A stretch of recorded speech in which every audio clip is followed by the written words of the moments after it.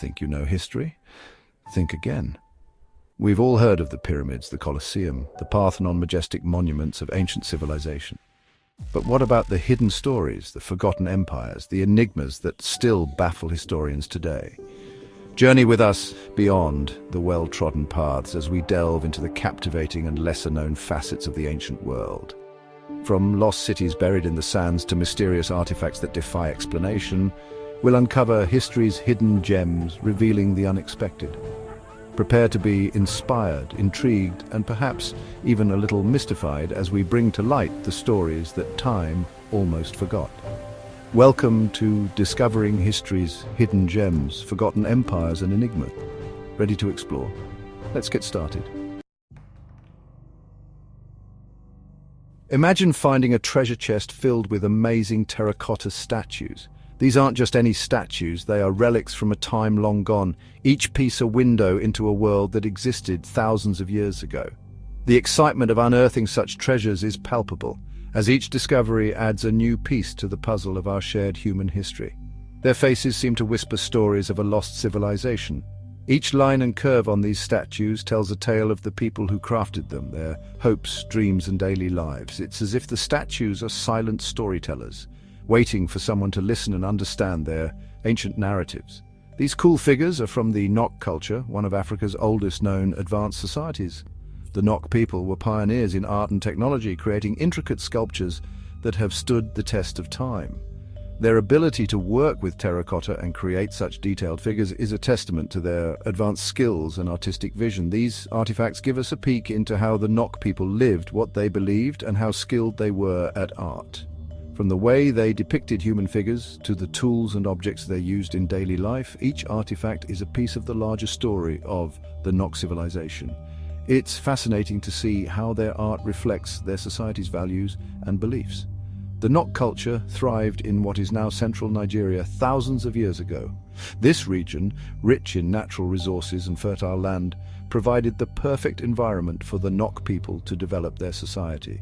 The landscape itself holds clues to their way of life, from the locations of their settlements to the materials they used in their art and daily activities. Their art, mostly terracotta sculptures, has fascinated archaeologists and art lovers. The level of detail and craftsmanship in these sculptures is remarkable, showcasing the Nok people's deep understanding of human anatomy and their ability to convey emotion and expression through their art. Each piece is a masterpiece in its own right, offering a glimpse into the soul of the Nok culture. These sculptures, with their special features and details, tell us a lot about a civilization that lived during the African Iron Age. The unique characteristics of Nok art, such as the exaggerated facial features and intricate hairstyles, provide valuable insights into their cultural identity and social structure. By studying these sculptures, we can learn about the Nok people's way of life, their beliefs and their contributions to the broader history of human civilization. The Nok culture began around 1500 BCE in West Africa. This was the start of the Iron Age in that part of Africa. The Nok people were leaders in this new technology. They learned how to make iron from ore, which changed farming, tool-making, and even fighting. For almost 2,000 years, the Nok people prospered in a place with good land and lots of resources. From 1500 BCE to about 200 CE, they built a complex and advanced society. Their ironworking skills were super important, shaping their tools, art, and how they interacted with the world. The Nok people were the first in their part of Africa to really understand iron smelting. This changed everything. Before the advent of iron smelting, the Nok people relied on stone and wood for their tools and weapons. These materials, while useful, had their limitations. Stone tools could break easily and wooden tools were not durable enough for heavy tasks. The discovery of iron smelting marked a significant turning point in their history. They made better farming tools, which meant more food and probably more people. Iron tools were stronger and more efficient, allowing the Nok people to cultivate larger areas of land. This increase in agricultural productivity likely led to a surplus of food, which in turn supported a growing population. With more food available, the Nok people could sustain larger communities and develop more complex societal structures. Their iron tools also helped them hunt and protect themselves. Iron weapons were more effective than their stone and wooden counterparts, giving the Nok people an advantage in hunting and defense. With better weapons, they could hunt larger and more dangerous animals, providing more meat for their communities. Additionally, these weapons offered better protection against potential threats from rival groups or wild animals. Learning how to make iron tools and weapons from ore completely changed their lives. The process of extracting iron from ore and forging it into tools and weapons was a complex and labor-intensive task. However, the benefits far outweighed the challenges. The ability to create durable and efficient tools and weapons revolutionized their daily lives, making tasks that were once difficult or impossible much more manageable. It's important to remember that learning about iron took time. The knowledge and skills required to smelt iron and forge it into useful items were not acquired overnight. It took generations of experimentation, learning and teaching to perfect these techniques. The Nok people were dedicated to improving their ironworking skills, and their persistence paid off in the long run. Over many years, the Nok people improved their skills, trying new things and teaching what they knew to their children. This transfer of knowledge ensured that each new generation was better equipped than the last. Young Nok blacksmiths learned from their elders, experimenting with new methods and materials to enhance their craft. This continuous improvement and innovation were key to the advancement of their society. This knowledge of ironworking was important not just for the Nok, but for all the cultures that came after them in West Africa. The techniques and skills developed by the Nok people were passed down through generations and spread to neighboring cultures. This diffusion of knowledge had a profound impact on the development of West African civilizations, influencing their technology, economy, and social structures. The legacy of Nok ironworking is a testament to the ingenuity and resilience of these early African innovators. Besides their iron skills, the Nok are famous for their terracotta sculptures. These weren't just decorations, they were important to their culture and beliefs. The figures, often people or animals, were probably used in rituals, ceremonies, or to represent gods and ancestors. The sculptures show us what the Nok people believed, how their society worked, and what they thought was beautiful.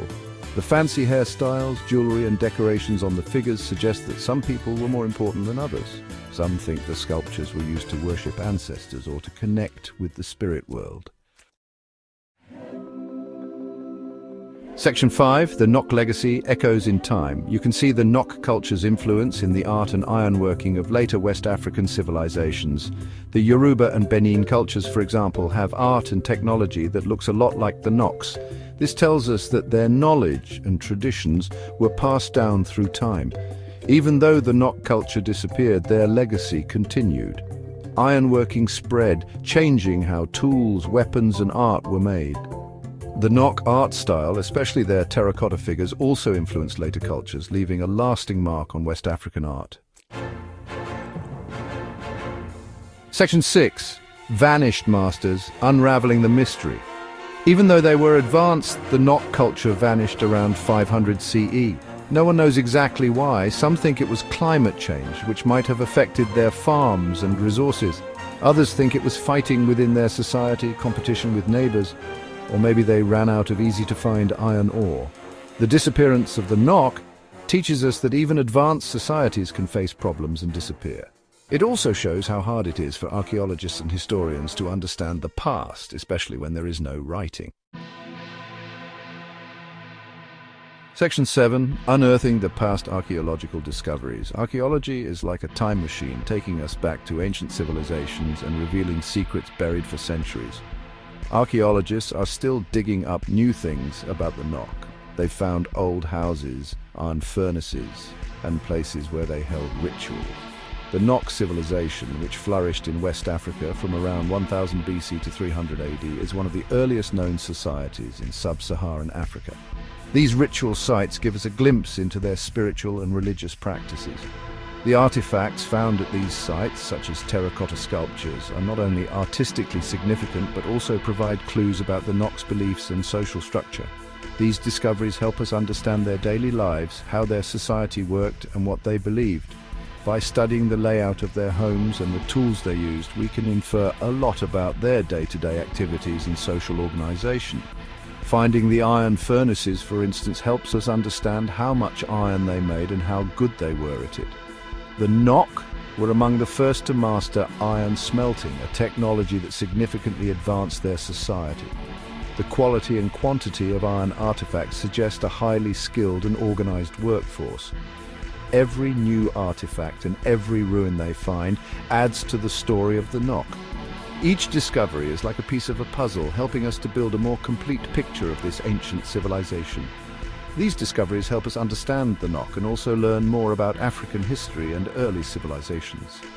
The Nok civilization's advancements in art, technology and social organization are a testament to the rich and complex history of Africa. As we continue to unearth more about the Nok, we gain valuable insights into the development of human societies and the interconnectedness of ancient cultures.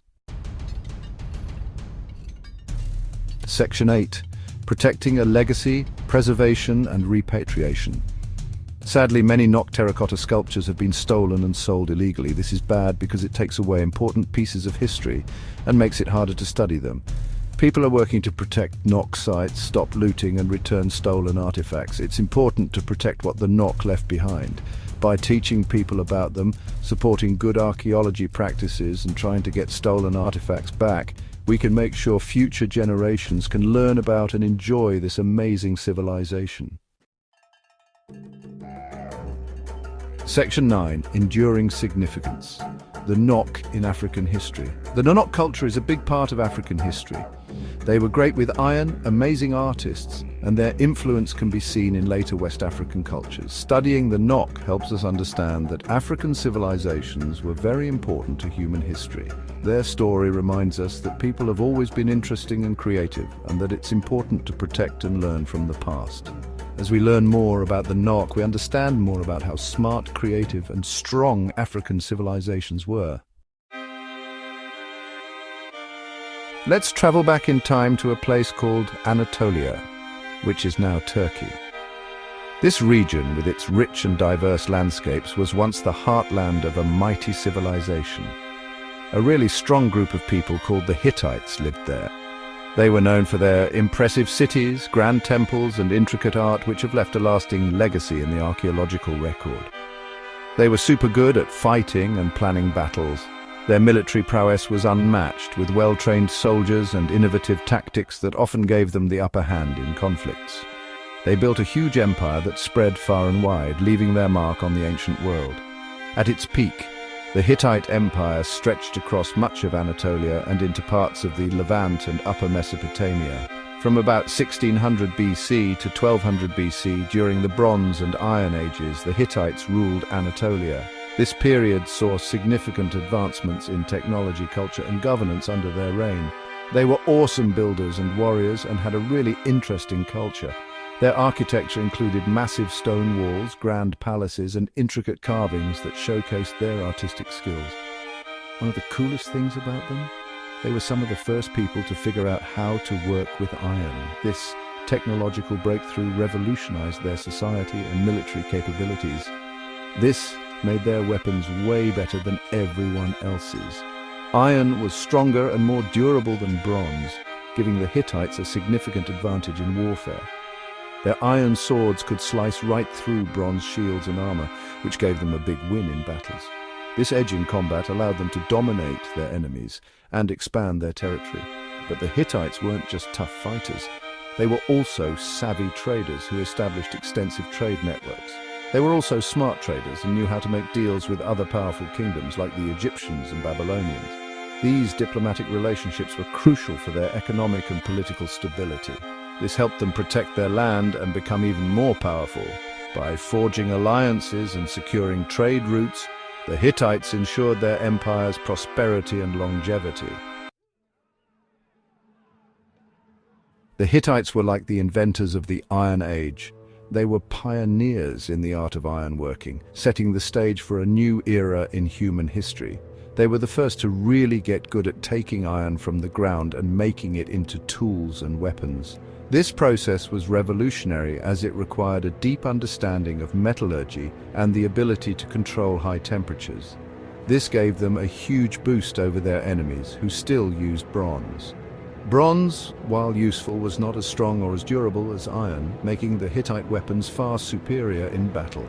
Iron was easier to find than the tin you needed for bronze. Tin deposits were rare and often located far from the Hittite heartland, whereas iron ore was more abundant and accessible. This meant the Hittites could give lots of soldiers really good weapons. With iron weapons, their army became more formidable, able to equip a larger number of troops with high-quality arms. Imagine a Hittite soldier fighting someone with a bronze sword. The difference in weapon quality would be immediately apparent. The Hittite's iron sword would cut right through it. This technological edge gave them a significant advantage in warfare, allowing them to dominate their adversaries. This weapon power-up helped the Hittites become super strong. Their military prowess was unmatched, and they used this strength to expand their territory. They could conquer new lands and defend their empire much easier. The Hittites built an empire that stretched across much of Anatolia and into the Levant, thanks to their superior iron weaponry. The Hittites didn't just use iron for weapons, though. They recognized the potential of iron for various aspects of daily life. They used it to make tools for farming, building, and other important jobs. Iron plows and sickles made agriculture more efficient, while iron chisels and hammers improved construction techniques. This helped them grow more food and build stronger forts and temples. The increased agricultural output supported a growing population, and the fortified structures provided better defense against invaders. Iron changed Hittite society in big ways, making their economy stronger and changing how they lived.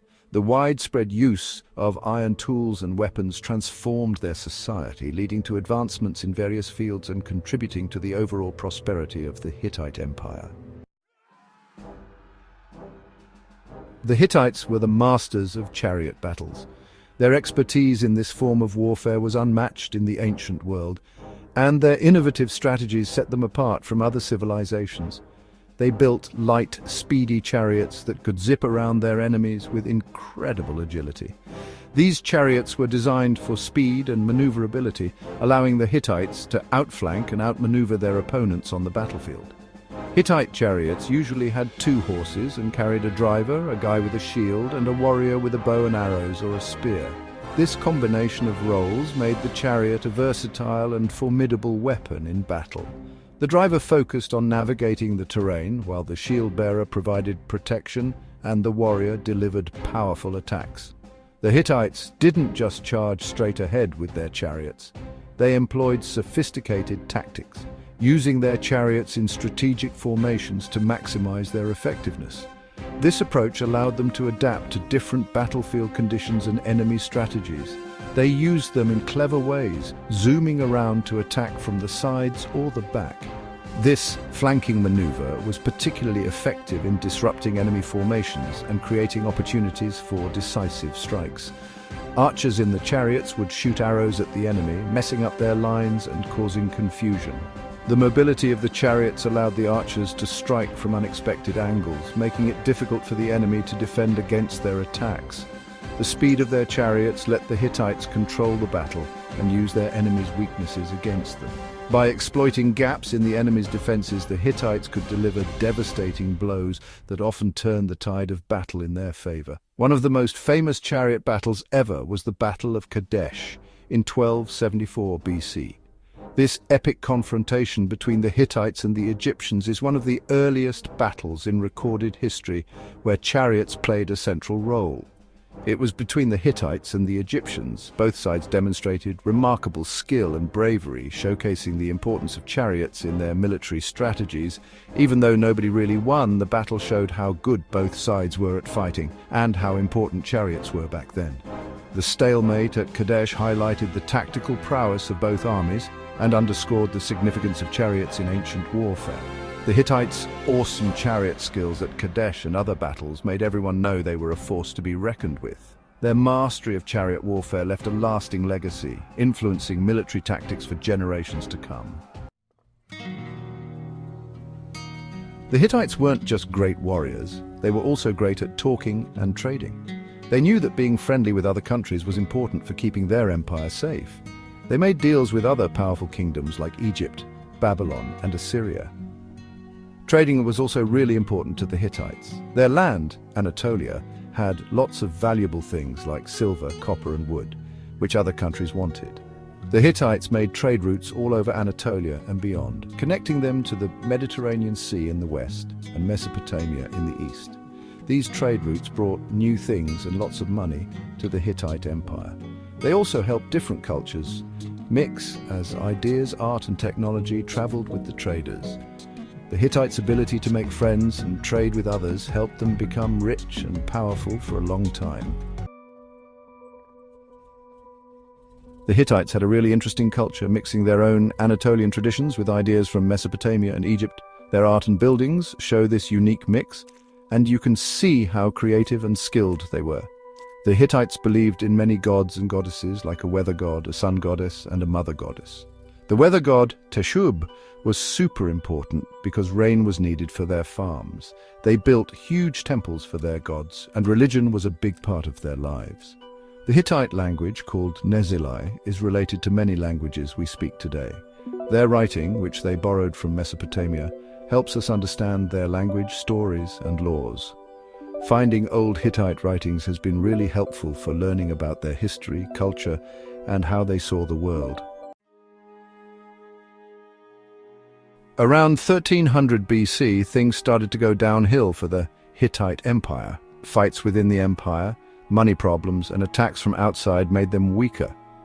Arguments about who would be the next king and people rebelling caused a lot of trouble. At the same time, new powerful groups like the Assyrians and the mysterious Sea People started causing problems for the Hittites. These Sea Peoples were like pirates who attacked many places around the eastern Mediterranean Sea. All these problems were too much for the Hittites. Around 1200 BC, their capital city, Hattusa, was attacked and burned, which basically ended the Hittite Empire as a major power. The once great empire broke into smaller Neo-Hittite states, which lasted for a while but were never as powerful as before. The Hittites were an amazing civilization that changed the ancient world. Their iron skills, their awesome chariots, their ability to make deals, and their unique culture and language all made them successful and important.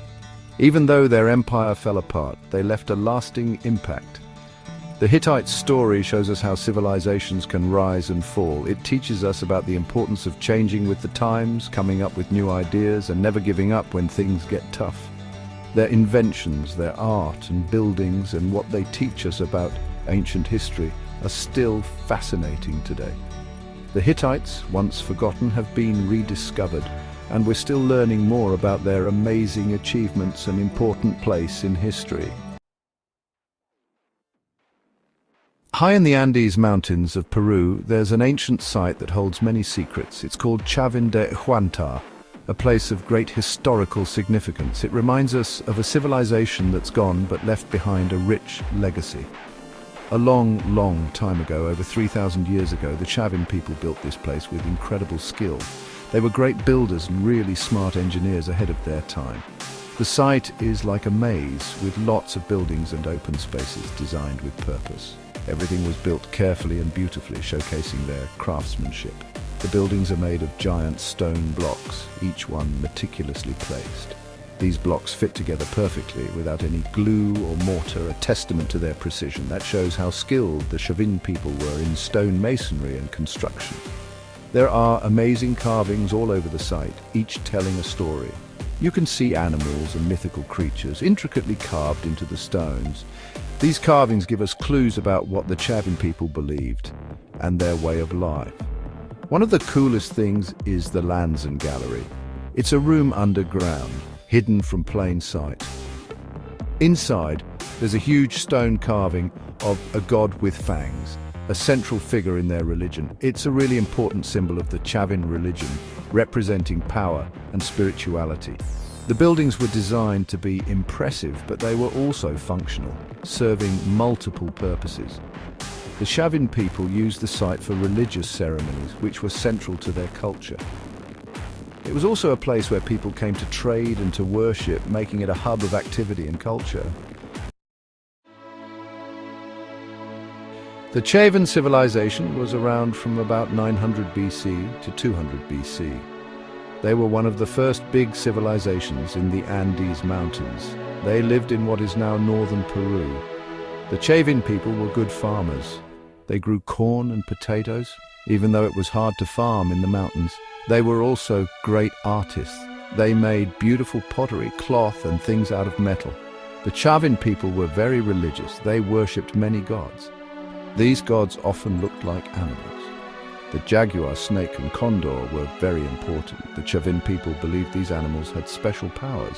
Chavín society had different levels, like a ladder. Priests and rulers were at the top. They were in charge of the religious ceremonies and the trading. The Chavín people were very influential. They traded with other groups and shared their beliefs and art. Chavín de Huántar wasn't just a city, it was a holy place. People traveled from far away to worship there. They wanted advice from the priests. The buildings were designed to make visitors feel lost and amazed. The Chavín religion had many gods. These gods often looked like a mix of humans and animals. The most important god was the staff god. He's shown holding a staff in each hand. The Chavín priests performed special ceremonies. They had music, dancing, and sometimes used drugs that made people see things. These rituals helped them feel connected to the gods. They also made the priests seem more powerful. Religion was very important to the Chavín people. It gave them rules to live by and a reason for living. It also brought them together. Section 4. Artistic Masters, the enduring legacy of Chavín art. The Chavín people were amazing artists, known for their exceptional craftsmanship and creativity. They created a special style that influenced other cultures in the Andes, leaving a lasting impact on the region's artistic traditions. Chavín art is known for its detailed designs and pictures of animal-like gods, which were central to their belief system. The Chavín artists were great at carving stone, creating intricate and elaborate designs that showcased their skill. They were also good at making pottery, cloth, and metal objects, each piece reflecting their high level of artistry. Their art wasn't just for decoration, it had deeper meanings and purposes. It was important for their religion and politics, playing a crucial role in their society. The Chavín people used art to share their beliefs and show that their rulers were important, reinforcing their authority. A great example of Chavín art is the Raimondi stela, a masterpiece of their artistic expression. It's a big stone slab with a carving of a powerful god showcasing their intricate artistry. The god is holding two staffs and is covered with snakes and other symbols representing their complex mythology. The Raimondi stela is a really impressive piece of Chavín art, highlighting their advanced skills. It shows how skilled and creative they were, pushing the boundaries of their artistic capabilities. Even after the Chavín civilization was gone, their art lived on, continuing to inspire future generations. Their style spread throughout the Andes and inspired many other artists, leaving an enduring legacy that can still be seen today. Section 5. Beyond the Surface, unveiling the ingenuity of the Chavín. The Chavín people weren't just artists and architects, they were also great engineers. They knew how to work with stone and built complex systems for watering their crops. This helped them survive in the difficult mountain environment. The Chavín people also knew how to work with metal. They were some of the first people in the Andes to use gold and silver. They made beautiful jewelry and special objects for ceremonies. These objects were beautiful, but they also showed who was rich and powerful. You can see how good the Chavín people were at engineering by looking at their buildings. The buildings at Chavín de Huántar are lined up perfectly. They were even built to survive earthquakes. The Chavín people also built tunnels and canals underground. These help control the water and prevent floods. All of this shows how clever the Chavín people were. Section 6. The Enigma of Decline. What happened to the Chavín? Around 200 BC, the Chavín civilization started to disappear. We don't know exactly why. Archaeologists have some ideas.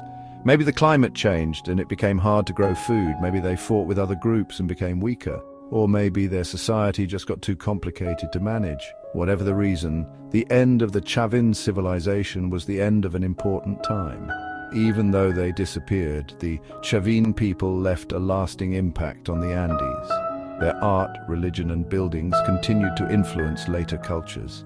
The Chavín civilization may be gone, but they are not forgotten. Section 7. A lasting impact, the Chavín influence on Andean culture. Even though they disappeared a long time ago, the Chavín people left a big mark on the ancient Andes. Their legacy is still evident in various aspects of Andean culture. You can see their influence in the art, religion, and buildings of later cultures, like the Moche, the Nazca, and even the Inca. These cultures adopted and adapted Chavín styles and motifs, making them their own. The Chavín artistic style, with its animal-like images, spread far and wide. These motifs became a staple in Andean art, symbolizing various religious and cultural beliefs. You can see it in the pottery, cloth, and metalwork of many Andean cultures. The intricate designs and craftsmanship were passed down through generations. The Chavín religion was also very influential. Their religious practices and deities were integrated into the belief systems of subsequent cultures.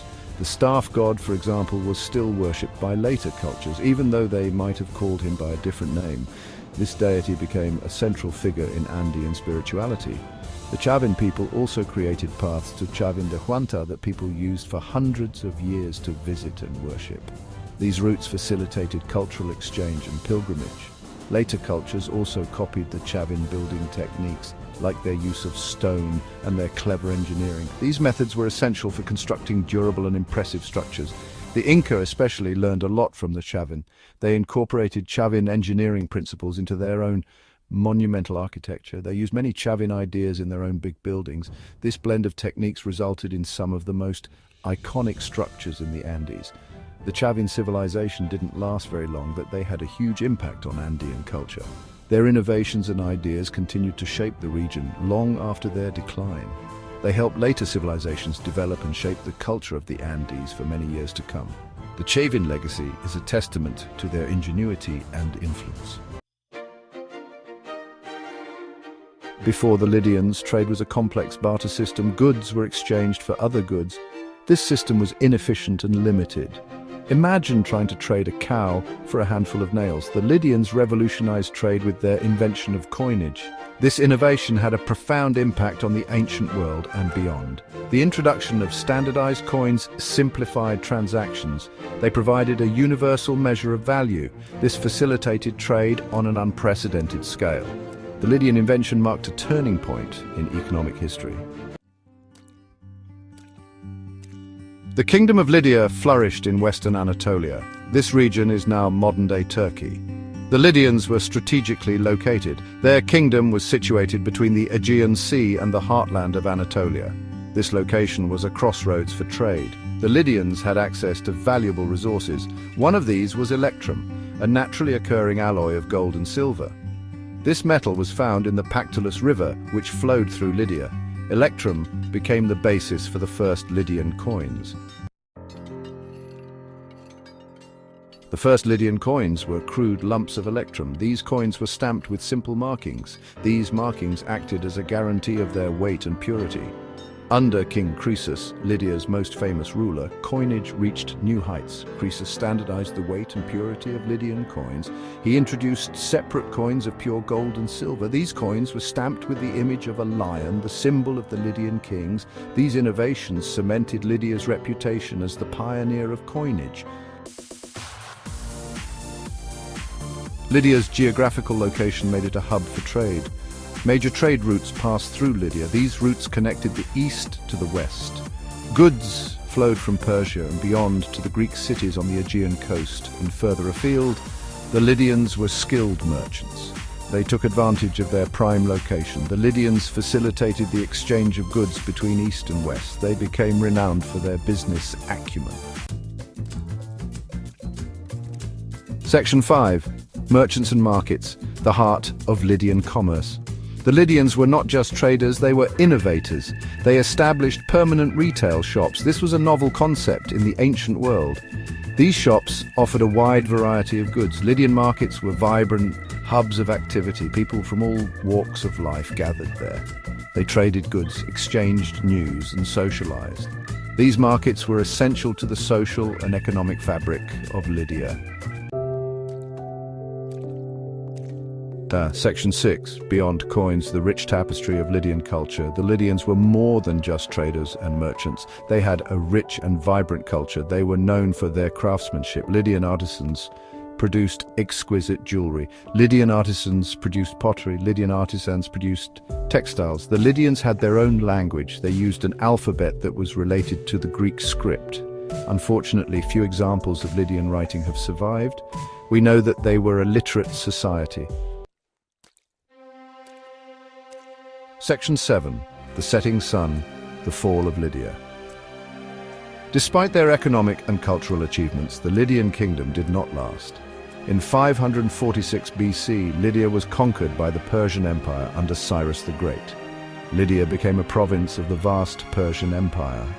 The fall of Lydia marked the end of their independence. However, their legacy lived on. The Persians adopted the Lydian system of coinage. This system spread throughout the Persian Empire. Section 8. The enduring legacy of Lydian coinage. The Lydian invention of coinage had a profound and lasting impact. It revolutionized trade. It laid the foundation for the development of modern economic systems. The use of coins spread rapidly from Lydia to Greece and beyond.